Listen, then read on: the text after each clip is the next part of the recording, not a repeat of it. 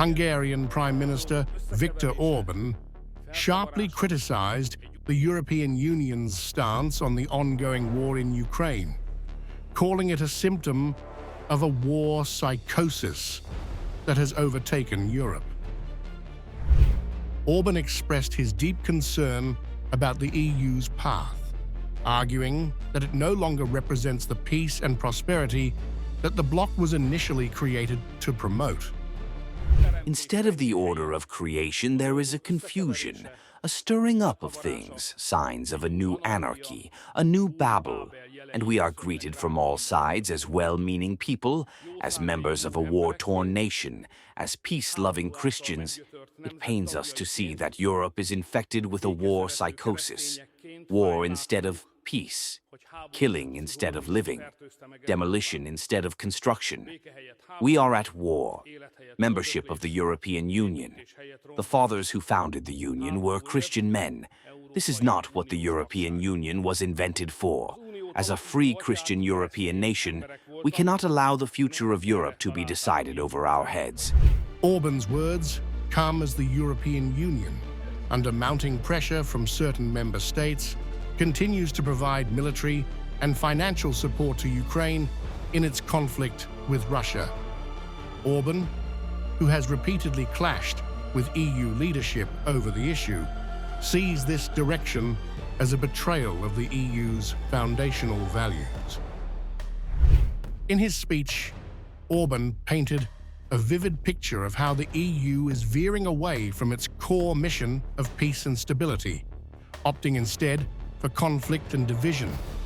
He warned that the EU's growing militarism and support for Kyiv could have long-term consequences not only for Ukraine, but for the entire continent. Orban stressed that Hungary, as a nation with deep historical ties to both Western and Eastern Europe, must have the right to decide its own future.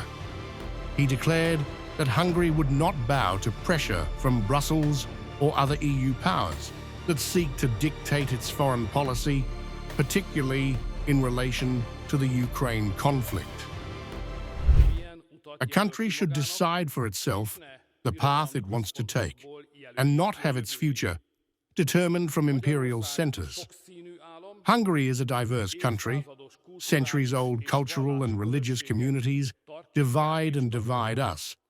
But we firmly believe that we are all united by the idea of a Christian Hungary, where a church stands.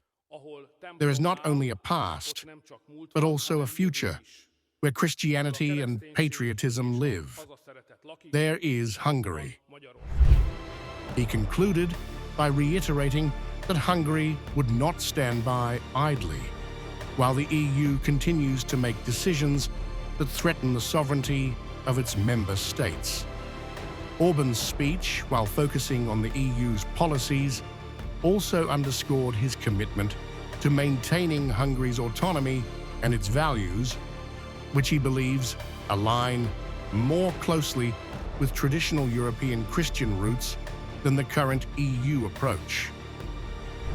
Orban's call for peace, sovereignty, and the return to EU founding principles is a direct challenge to the current course of the Union, which he argues has been derailed by a dangerous obsession with war.